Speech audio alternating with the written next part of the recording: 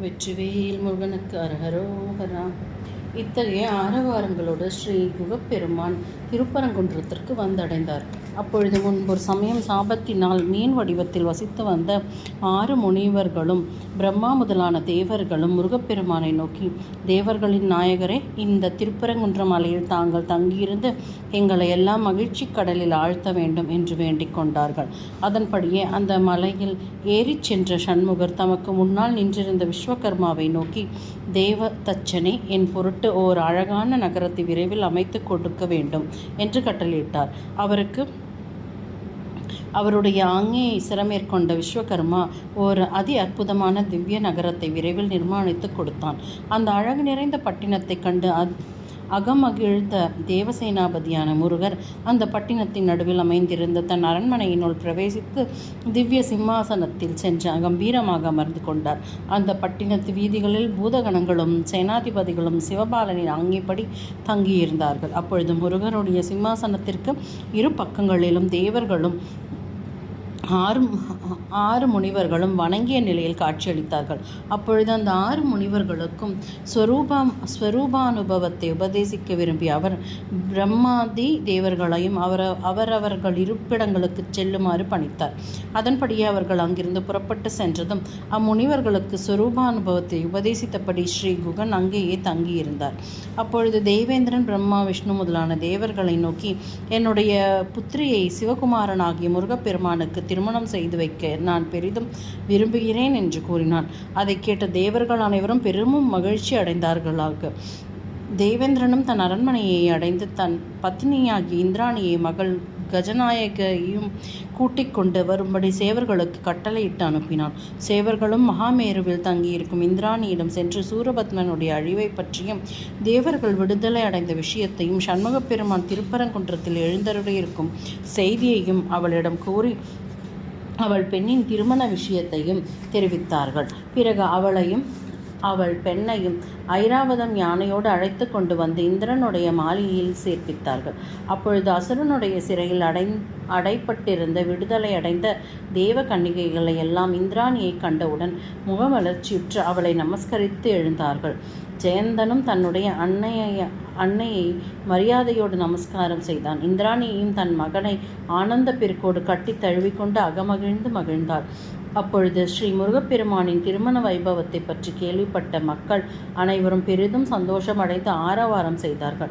தேவலோக அதிபதியான தேவேந்திரன் தேவர்கள் புடைசூழ முருகப்பெருமானிடம் புறப்பட்டு வந்து அவரை வணங்கி துதித்தான். பிறகு அவரை நோக்கி, கருணாமூர்த்தியே, தாங்கள் கொடிய பாதகர்களான சூரபத்மன் முதலான அசுரர்களை கொன்று எங்களுடைய பதவிகளில் எங்களை மீண்டும் அமர்த்தி விட்டீர்கள்.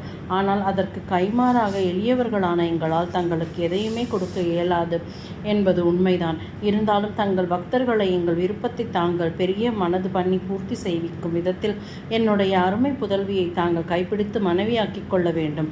இதற்கு தாங்கள் மறுக்காமல் சம்மதிக்க வேண்டும் என்று வேண்டினான்.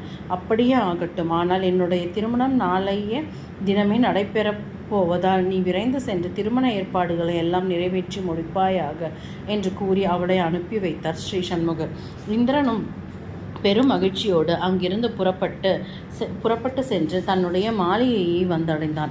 பிறகு அவன் தனது தூதர்களை பார்த்து, தூதர்களை, நீங்கள் இப்பொழுதே விரைந்து சென்று முசுக்குந்தன் முதலான அசுரர்களையும் கந்தர்வராஜனையும் மற்றுமுள்ள தேவர்களையும் ஸ்ரீ கந்தபெருமானுக்கு நாளைய தினமணி திருமணம் நடைபெறப் போகிறது என்று சொல்லி கையோடு இங்கே அழைத்து கொண்டு வாருங்கள் என்று கட்டளையிட்டு அனுப்பினான். பிறகு அவன் தேவசிற்பியான விஸ்வகர்மாவை நோக்கி, ஒரு அழகான கல்யாணம் மண்டபத்தை, ஓடைகள், கிணறுகள், குளங்கள் ஆகியவற்றையும் மற்றும் தேவையான இடங்களையும் விரைவில் நிர்மாணித்து கொடுக்கும்படி கேட்டுக்கொண்டான். அதன்படியே தேவ சிற்பியும் அமைத்து கொடுக்க இந்திரன் அளவு கடந்த மகிழ்ச்சியோடு திருமண நாளை எதிர்பார்த்து காத்திருந்தான்.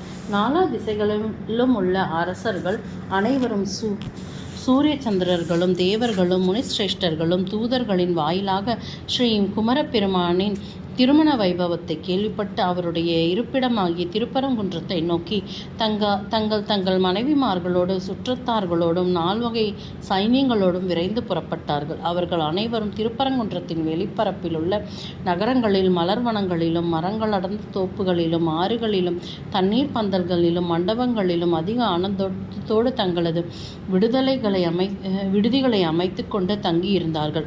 அதே சமயத்தில் முசுக்குந்தன் முதலான அசுரர்களும் தேவர்களும் முனிவர்களும் தங்கள் இருப்பிடங்களிலிருந்து புறப்பட்டுச் சென்று தேவேந்திரனின் மாளிகையை அடைந்து அவனோடு அளவல்லாவி மகிழ்ந்தார்கள். அங்கு வருகை தந்திருந்த ராஜகுல பெண்மணிகளும் தேவமங்கைகளும் கல்யாண பெண்ணாகிய கஜநாயக என்னும் தேவயானையை திவ்ய ஆபரணங்களாலும் வஸ்திரங்களாலும் அதி அற்புதமாக அலங்காரம் செய்வித்தார்கள். பிரம்மதேவனால் திருமண முகூர்த்த நேரமும் குறிக்கப்பட்டு இந்திரன் முதலான தேவர்கள் முருகனின் மாளிகையை நோக்கி விரைந்து சென்று, தயாநிதியே, இந்த முகூர்த்த நேரம் அதிக மகத்துவம் வாய்ந்தது. ஆகையால் தாங்கள் திருமணம் புரிந்து கொள்வதாக என்னுடைய இருப்பிடத்திற்கு வருகை தந்தருள வேண்டும் என்று விண்ணப்பித்து கொண்டான். கந்தபெருமானும் கருணையோடும் புன்முறுவல் பூத்த வண்ணம் தம் சிம்மாசனத்தை விட்டு கீழிறங்கி மயில் வாகனத்தின் மீது ஏறி அமர்ந்து கொண்டார். பிறகு அவர் 1,09 வீரர்களோடு தேவ பெருமக்களோடும் பிரம்மா விஷ்ணு முதலான தேவசிரேஷ்டர்களோடும் அங்கிருந்து புறப்பட்ட தேவேந்திரனின் திருமண மாளிகையை நோக்கி சென்றார். அப்பொழுது அவருக்கு சந்திர சூரியர்களில் ஒளி வீசும் குடைகளும் பிடித்தார்கள். வாயுவும் வர்ணனும் சாமரத்தையும் விசிறியையும் தாங்கி சென்றார்கள். காலனும் பயங்கரமான கத்தியை ஏற்றிக்கொண்டு புறப்பட்டு சென்றான். செவிக்கு இனிமையாக வேத முழக்கங்களும் வாத்திய கோஷங்களும் எழும்பின. கிண்ணர்களின் மதுரமான பாடல்களுக்கு ஏற்ப ஊர்வசி, மேனகை, ரம்பை முதலான தேவதாசிகள் நடனமாடினார்கள். முருகப்பெருமானுக்கு எதிர்நோக்கிய நிலையில் தவசிரேஷ்டர்கள் பூர்ண கும்பங்களை தங்கள் கைகளில் ஏந்திய வண்ணம் வந்தார்கள். இத்தகைய கோலாகல வைபவங்களோடு ஸ்ரீ முருகப்பெருமான் ராஜ வீதிகளில் கடந்து இந்திரனுடைய மாளிகை இருக்கும் வீதிகளில் பிரவேசித்தார்.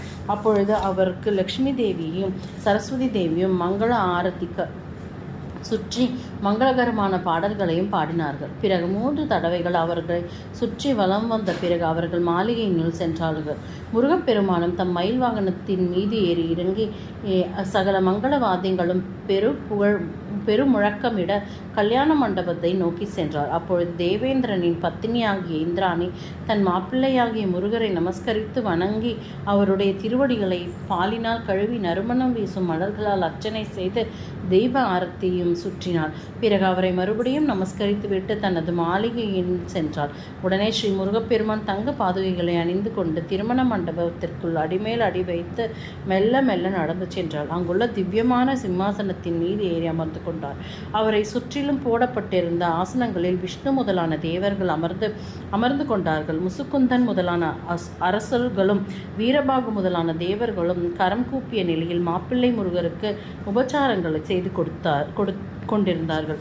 அதே சமயத்தில் கந்தவேலின் பெற்றோர்களான பரமசிவனும் பார்வதி தேவியும் தங்கள் அருமை குமாரனின் திருமண மகோத்சவத்தை கண்டு களிப்பதற்காக தங்கம் மணிகளினால் இழைக்கப்பட்ட தேரில் ஏறிக்கொண்டு வானவெளி மார்க்கமாக வாத்திய கோஷ முழக்கங்களோடு திருமண மாளிகையை வந்தடைந்தார். வெற்றிவேல் முருகனுக்கு அரஹரோஹரா.